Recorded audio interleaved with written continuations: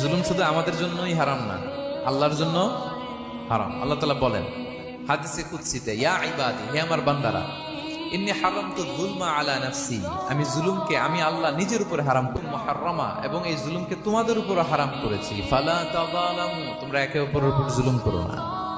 জুলুম শুধু আমাদের উপরে হারাম না, আল্লাহ নিজের উপরে হারাম করেছেন। তাহলে জুলুমের সাথে কি মুমিনের কোনো সম্পর্ক থাকতে পারে?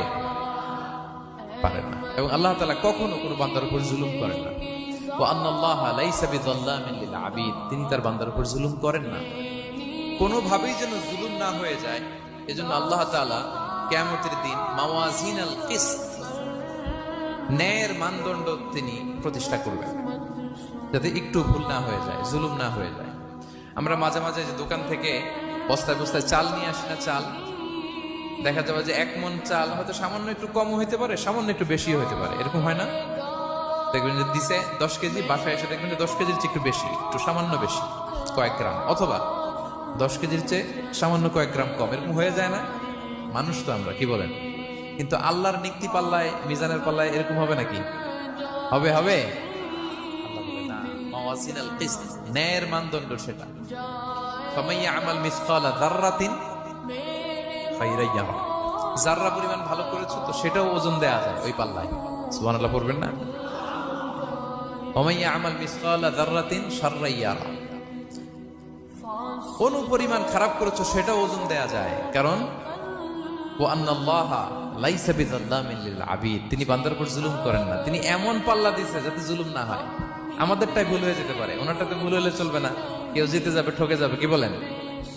জাররা কাকে বলে? জাররা, জাররা মানে এত ছোট জিনিস, এত ক্ষুদ্র জিনিস যেটা খালি চোখে দেখা যায় না।